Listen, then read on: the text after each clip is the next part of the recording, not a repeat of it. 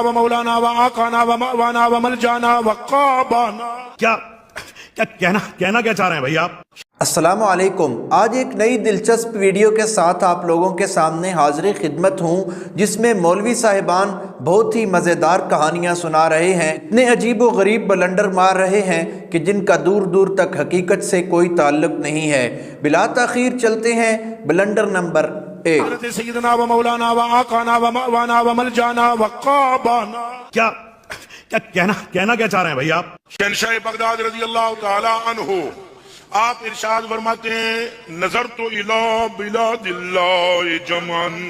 شاباش بیٹا، بہت بڑھیا. ساری خدا دی خدائی عبد القادر کے سامنے ایسے ہے جیسے ہتھیلی پر رائی کا دانا. پہلا بلنڈر آپ نے سنا ہے کسی ولی کا تذکرہ کرتے ہوئے بغدادی صاحب کہہ رہے ہیں کہ وہ ولی کہتے ہیں کہ یہ ساری خدا کی خدائی ایسے ہی ہے جیسے کسی کے ہاتھ میں رائی کا دانہ ہوتا ہے. چلتے ہیں بلنڈر نمبر 2 کی جانب. علامہ دمیری لکھتے ہیں کہ عرش کے نیچے ایک فرشتہ ہے جس کی شکل مرغے جیسی ہے، اور جب عبادت کا وقت ہوتا ہے تو وہ مرغا آیت پڑھتا ہے، وہ فرشتہ آیت پڑھتا ہے. کیا پڑھتا ہے وہ؟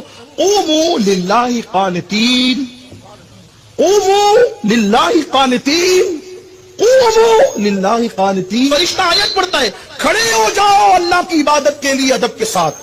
تو وہ عرش کے نیچے جو فرشتہ مرغے کی شکل کا ہے، جب وہ کہتا ہے قوموا للہ قانتین، تو زمین کے سارے مرغے اس کی آواز کو سن کر اس کی آواز میں اپنی آواز ملا کر کہتے ہیں قوموا للہ قانتین، قوموا للہ قانتین، قوموا للہ قانتین. ہم کہتے ہیں مرغا باندھ دے کے ککڑو کو کر رہا ہے، ککڑو کو نہیں کر رہا ہے، وہ کہہ رہا ہے قوموا للہ. دوسری کہانی میں امین القادری صاحب پہلا تو جھوٹ یہ بولتے ہیں کہ کسی فرشتے کی شکل مرغے کی ہے، اور دوسرا کہتے ہیں کہ یہ جو مرغا آوازیں نکالتا ہے آپ کی نظر میں تو یہ ویسے ہی آوازیں نکال رہا ہوتا ہے، لیکن اصل میں یہ کہہ رہا ہوتا ہے قوموا للہ قانتین. اس بات کا حقیقت سے کوئی تعلق نہیں. چلتے ہیں بلنڈر نمبر 3 کی جانب. کسی کتابوں میں درج ہے یہ واقعہ، اب یہ تو کسی کتاب میں نہیں لکھا.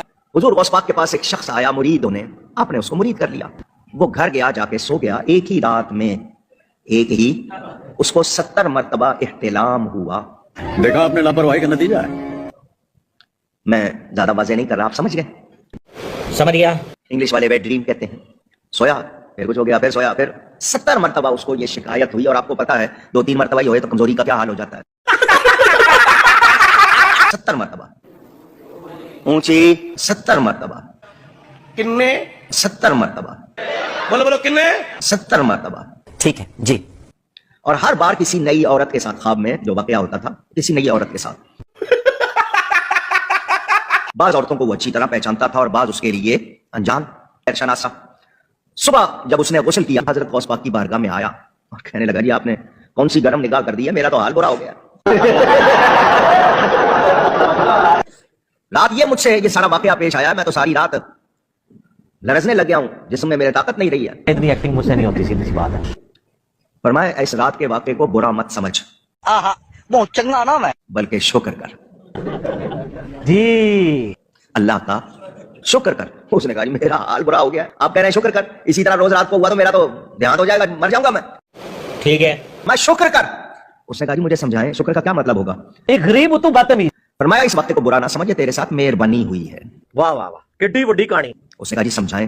فرمایا جب تو میرے پاس مرید ہونے آیا تو میں نے تیری پیشانی کو دیکھا.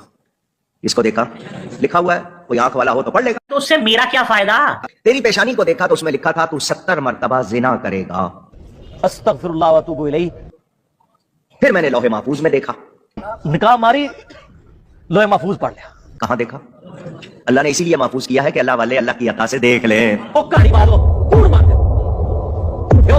فرمایا وہاں دیکھا تو وہاں بھی لکھا ہوا تھا کہ فلاں فلاں فلاں فلاں عورت کے ساتھ تم یہ کام کرو گے. ان کے عورتیں حلیے وغیرہ سب وہ بھی بتا دیے. تو میں نے اللہ کی بارگاہ میں دعا کی یا اللہ میرا مرید ہو کر ایسا کرے گا.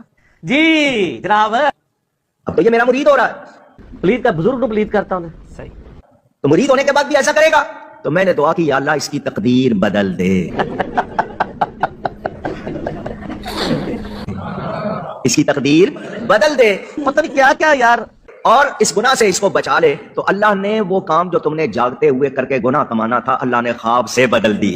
بلنڈر نمبر 3 تو بہت ہی زیادہ بڑا بلنڈر تھا، اور اتنا ہی بڑا یہ ان کا مولوی بھی ہے، اس کا نام کوکب نورانی ہے۔ کہہ رہا ہے کہ غوث پاک کے مرید کو 70 مرتبہ احتلام ہوا، اور اس کے بعد انہوں نے بتایا کہ میں نے لوح محفوظ سے پڑھا ہے، یعنی کہ خدا کی خدائی میں بھی ہاتھ ڈلوا دیا گیا۔ اتنی بے شرمی حدیں ہی پار کر دیں۔ بلنڈر نمبر 4 کی طرف چلتے ہیں۔ اس میں کب سے جاری ہوئے؟ جب اللہ تبارک و تعالیٰ نے مخلوق پیدا کرنے کا ارادہ فرمایا تو زمین سے کلام فرمایا کہ میں تم میں ایسی مخلوق پیدا کرنے والا ہوں جس کے مطیع و فرمانبردار کو میں جنت میں داخل کروں گا، اور جو میرے نافرمان ہوں گے اس کو جہنم میں داخل کروں گا۔ تو یہ سن کر زمین رونے لگی، یہاں تک کہ اس سے چشمے جاری ہو گئے۔ زمین اتنا روئی کہ اس سے چشمے جاری ہو گئے۔ حیرت انگیز معلومات جواب درست دے دیا ہے۔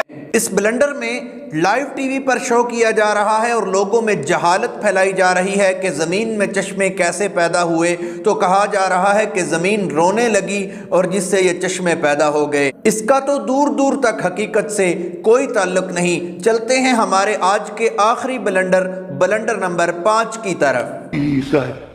غوث پاک رضی اللہ عنہ سے رابطہ جوڑنا تو بہت آسان ہے۔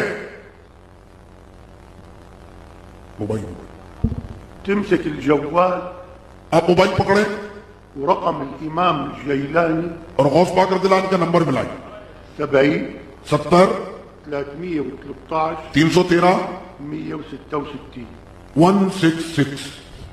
الو برد عليك على الخط الثاني الإمام الجيلاني۔ تو دوسری طرف سے تمہیں غوث پاک کی آواز سنائی دے گی۔ کیا بات ہے سر، کیا بات ہے سر، کیا بات، یہ بات۔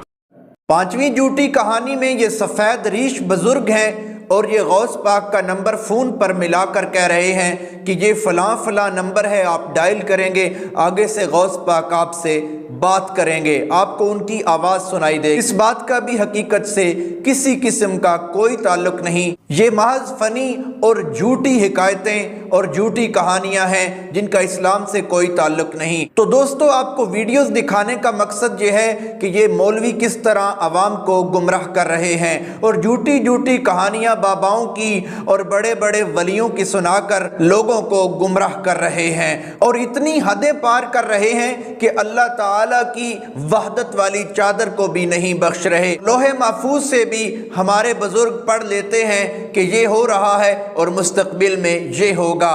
حقیقت میں قرآن سے دوری ہے۔ اگر قرآن پڑھا جائے آپ کو پتہ چلے گا کہ قرآن کہتا ہے کہ نفع اور نقصان کا مالک بھی اللہ ہے، اور ہر پردے کی حقیقت سے دیکھنے والا، جاننے والا، دینے والا اور دے کر لینے والا بھی اللہ ہے۔ اگر قرآن پڑھیں گے تو توحید سمجھ آئے گی، ایمان کی دولت سے مالا مال ہوں گے۔ اگر انہی حکایتوں اور روایات کے پیچھے چلیں گے تو ایمان ختم ہو جائے گا، قرآن سے دور ہی ہوتے چلے جائیں گے، اور قرآن سے دور ہونے کا نتیجہ آخر یہی نکلے گا کہ ایک دن آپ بالکل ایمان سے ہاتھ دھو بیٹھیں گے۔ اللہ تعالی ہمیں قرآن سے تعلق پیدا کرنے کی توفیق عطا فرمائے۔ اگر آپ کو یہ ویڈیو پسند آئی ہے، ویڈیو کو لائک کریں، شیئر کریں، چینل کو سبسکرائب کریں، اور ہمارے فیس بک پیج کو فالو کریں۔ ملتے ہیں ایک نئی ویڈیو کے ساتھ، تب تک کے لیے اللہ حافظ۔